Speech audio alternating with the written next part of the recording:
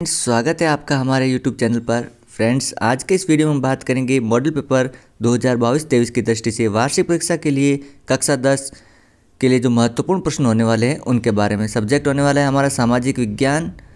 चलिए शुरू करते हैं। पहला प्रश्न है, निम्नलिखित में से किसने वंदे मातरम लिखा? तो आंसर होगा बंकिम चंद्र चट्टोपाध्याय ने। अगला प्रश्न है, ज्यूसेपे मैत्सिनी था? आंसर होगा इटली का क्रांतिकारी। अगला है, महामंदी का प्रारंभ किस वर्ष हुआ था?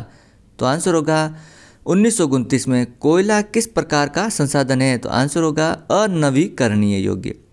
अगला है, निम्नलिखित में से किस राज्य में काली मृदा मुख्य रूप से पाई जाती है? तो आंसर होगा महाराष्ट्र में मुख्य रूप से पाई जाती हैं। वन्य जीव अधिनियम किस वर्ष लागू किया गया? आंसर होगा 1972 में। किस देश में दो समुदायों के बीच पारस्परिक अविश्वास ने बड़े टकराव का रूप ले लिया?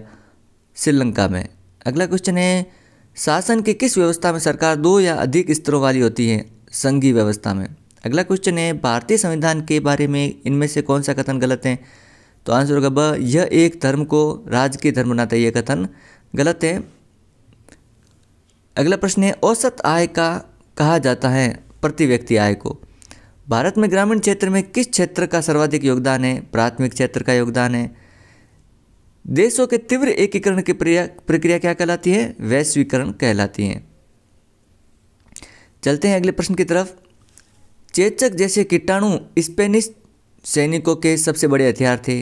अगला है, मानव और अन्य जीव जंतु द्वारा जिस जटिल तंत्र का निर्माण किया जाता है उसे पारिस्थितिकी कहते हैं। यहाँ पर पारिस्थितिकी लिखेंगे। संविधान में किसी भी प्रकार के जातिगत भेदभाव पर रोक लगाई गई है। इच्छाओं और आकांक्षाओं की पूर्ति ही विकास के लक्ष्य होते हैं। प्राथमिक क्षेत्र को कृषि एवं सहायक क्षेत्र भी कहा जाता है। परिसंपत्तियों की खरीद में व्यय की गई मुद्रा निवेश कहलाती है। अब अगला प्रश्न है, सत्याग्रह शब्द से आप क्या समझते हैं? तो सत्याग्रह शब्द से तात्पर्य सत्य के लिए आग्रह होता है। अगला है, रेशम मार्ग क्या थे?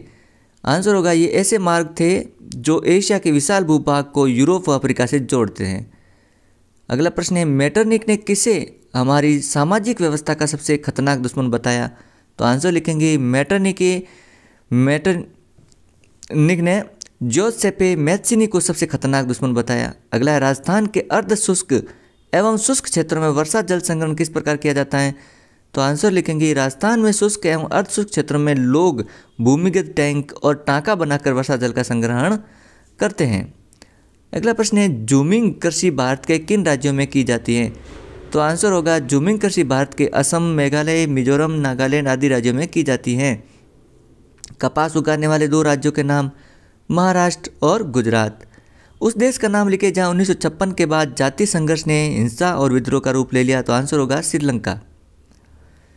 संघवाद से क्या अभिप्राय हैं? तो आंसर होगा संघवाद शासन की वह व्यवस्था है जिसमें केंद्र का विभाजन केंद्रीय सरकार और सरकार की अंगीभूत इकाइयों के मध्य है।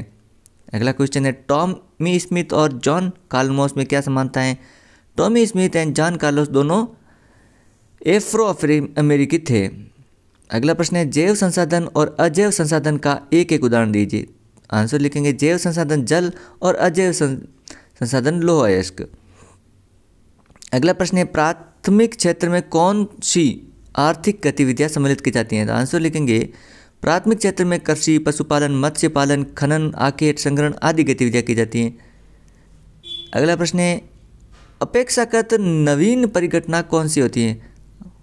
हमारे बाजार में वस्तुओं के बहुव्यापी विकल्प अपेक्षाकृत नवीन परिघटना है।